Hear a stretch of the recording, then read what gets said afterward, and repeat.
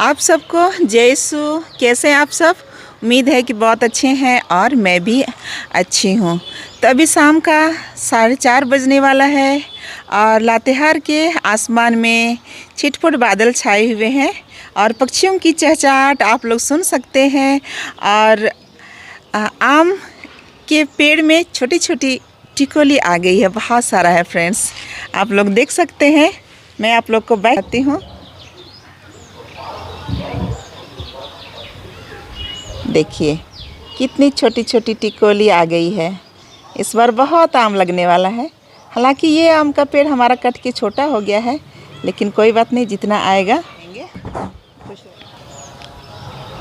और देखिए पश्चिम में कितना अच्छा सीन दिख रहा है। सूरज के सामने ना बादल, वही केवल बादल है, दाहिने बाएं बादल कम है फ्रेंड। जहाँ सूरज है ना वहाँ बहुत ज़्यादा बादल है। और मैं वीडियो बनाने आई तो देख रही हूँ कि एकदम छिपा दे रहा है सूरज को।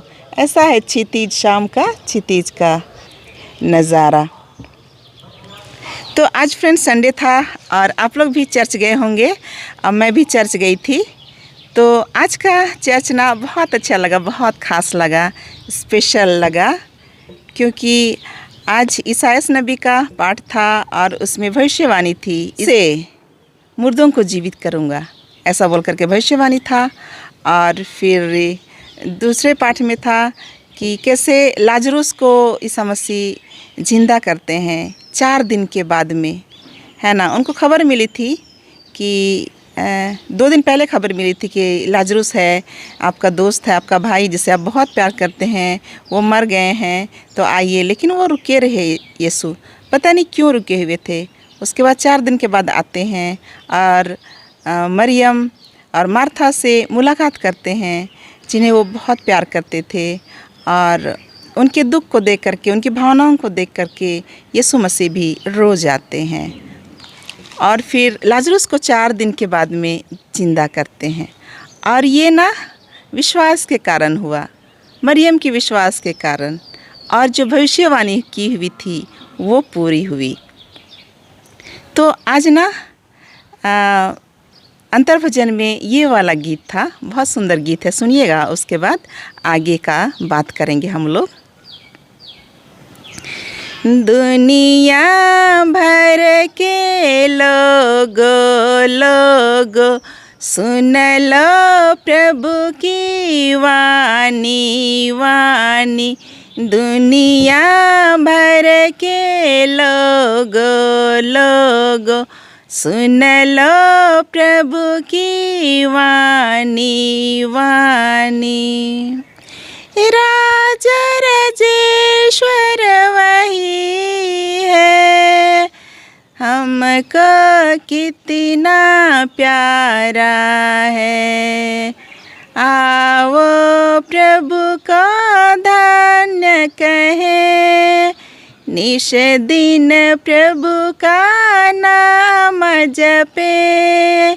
दुनिया भर के लोगो सुन लो प्रभु की वाणी वाणी। दुनिया भर के लोगो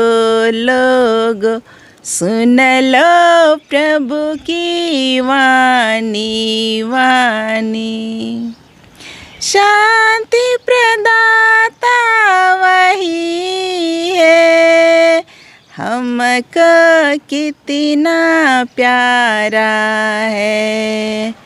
आओ प्रभु का धन्य कहे, निश दिन प्रभु का नाम जपे।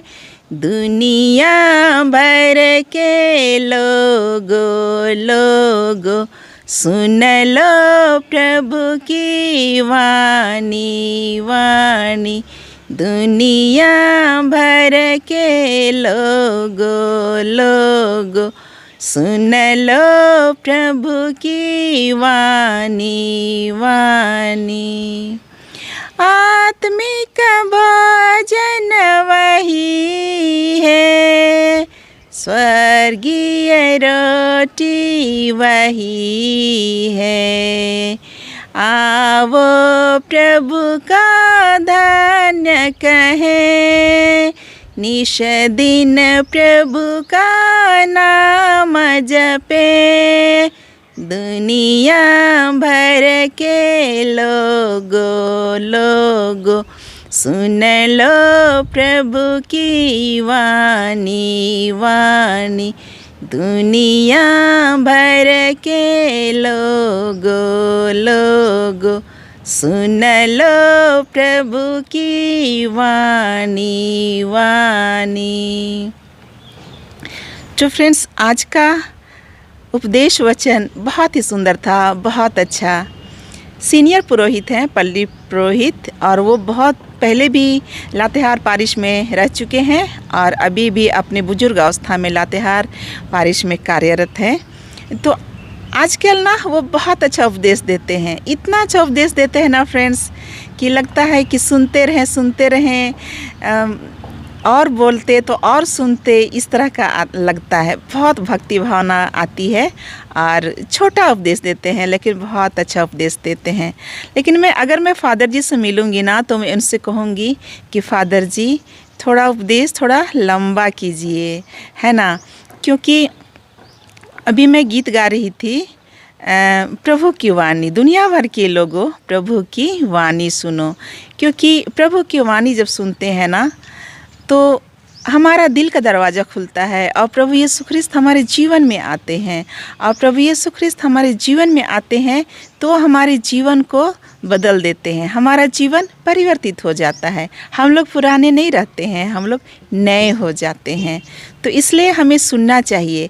और आज के उपदेश में फ़ादर ने बताया कि किस तरह से लाजरुस को यीशु मसीह ने जीवित किया।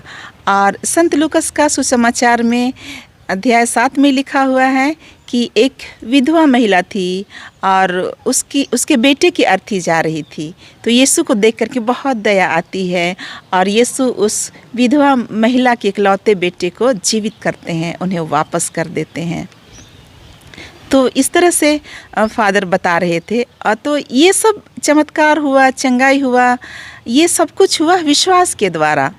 क्योंकि कई चमत्कार में प्रभु यीशु ख्रिस्त ने कहा है कि जाओ, तेरे विश्वास ने तुझे चंगा किया। तो प्रभु यीशु ख्रिस्त भी विश्वास की बात करते हैं।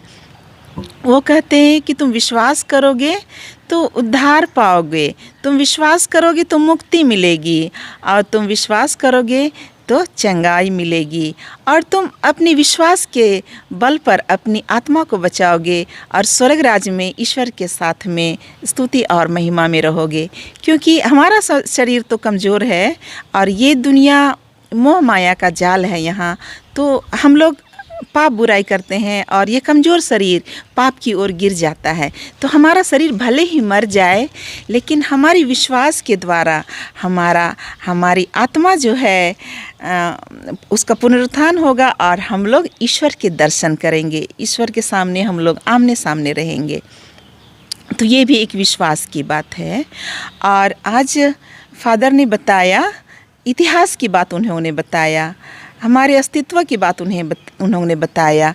क्योंकि वो बुजुर्ग हैं और उन्होंने दुनिया देखी है, और वो मुझे लगता है कि 70 साल से ऊपर होंगे, 70 प्लस होंगे। तो 70 साल पहले के हमारे ख्रिस्तीय जीवन को उन्होंने देखा है, कलीसिया को करीब से देखा है और उनके साथ में काम किया है। इसलिए वो बता रहे थे, बोल रहे थे कि सब कुछ विश्वास के द्वारा होता है। आज हमारा जीवन, हमारा ख्रिस्तीय जीवन, हमारे विश्वासी जीवन, हमारे यीशु मसीह के साथ जुड़ा हुआ ये जीवन भी है, ये विश्वास के द्वारा संभव हुआ। क्योंकि हमारा देश गुलाम था, अंग्रेज़ों का शासन था, ज़मींदारी प्रथा थी और लोगों के साथ लोग मनमाना व्यवहार करते थे। क्योंकि ज़मींदारी प्रथा में ज़मीनों की लूट होती थी, खरीद बिक्री होती थी, कागज़ लूट लिए जाते थे, धोखाधड़ी होता था।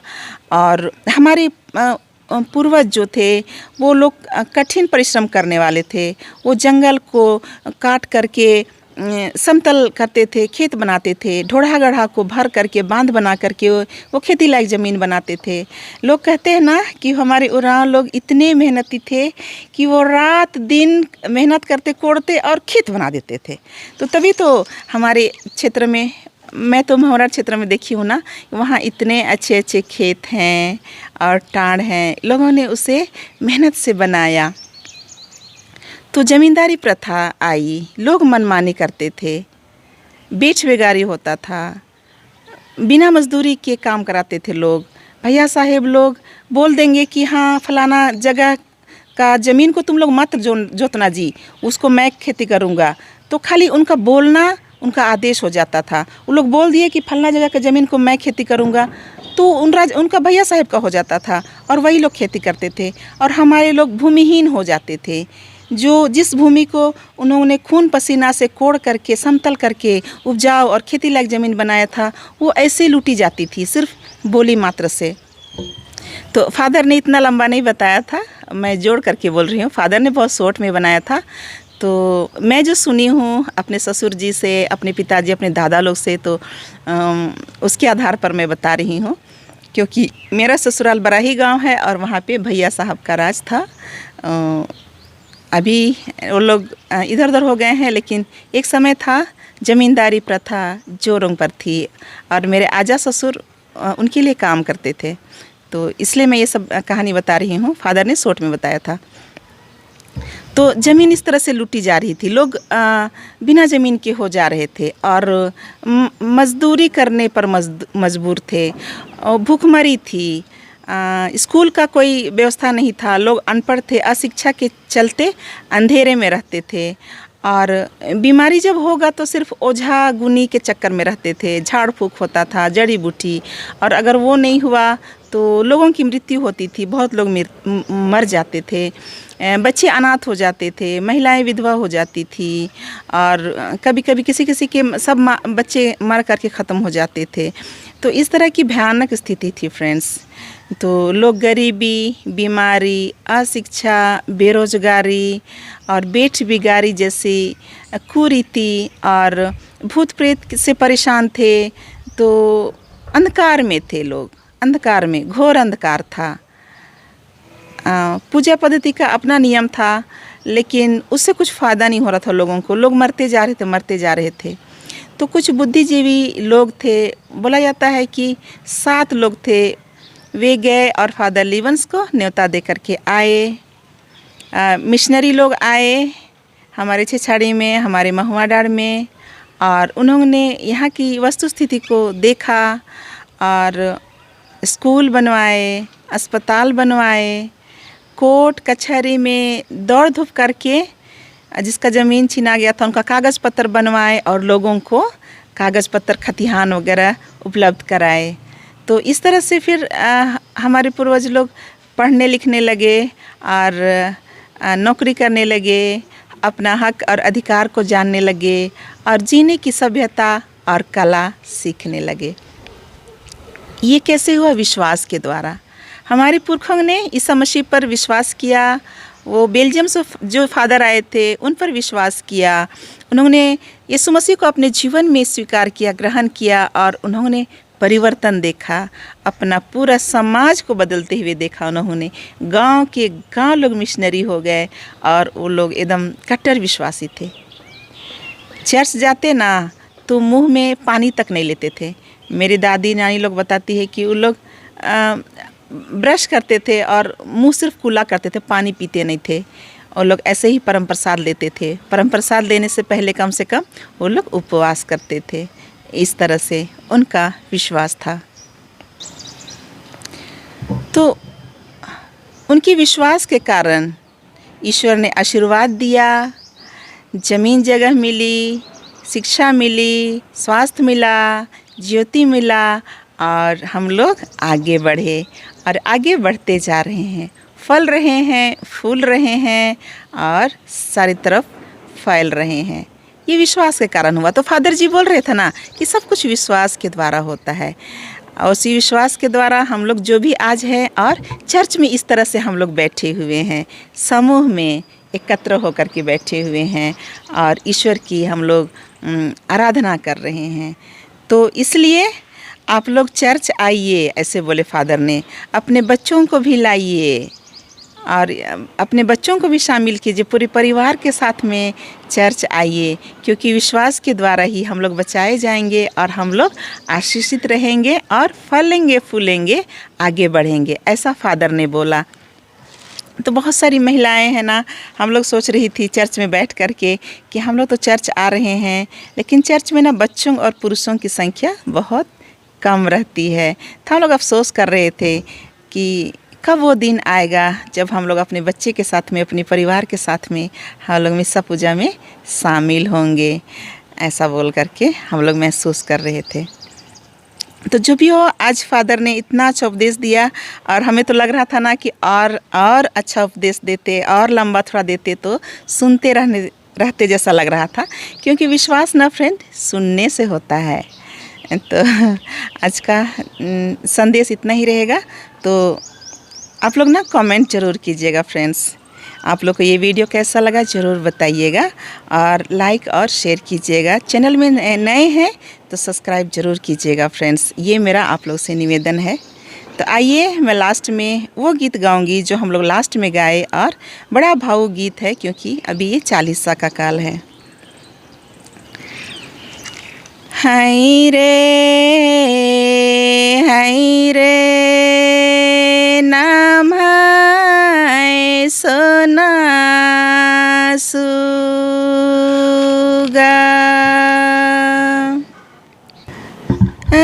गायली गाथा डहारे नो काला लागी। हाय रे नाम है सोना सुगा, आज गाही टपरिन आत्या दारा, आज गाही टपरिन आत्या दारा, गायली गाथा डहारे नो काला लागी। हाय रे हे नाम है सोना सुगा,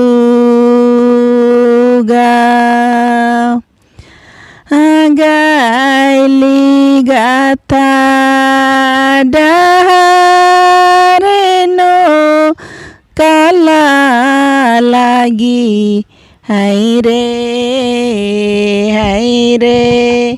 हे नाम है सोना सुगा। ओ था क्रूसान चेटा दारा, ओ था क्रूसान चेटा दारा, गायली गाथा डहारे नो काला लागी। हाय रे ए नाम है सोना सुगा, गायली गाथा डहारे नो काला लागी। हाय रे ए नाम है सोना सुगा। तो आज की वीडियो में इतना ही, मिलते हैं अगले वीडियो में अगले संदेश के साथ में। तब तक के लिए जय यीशु।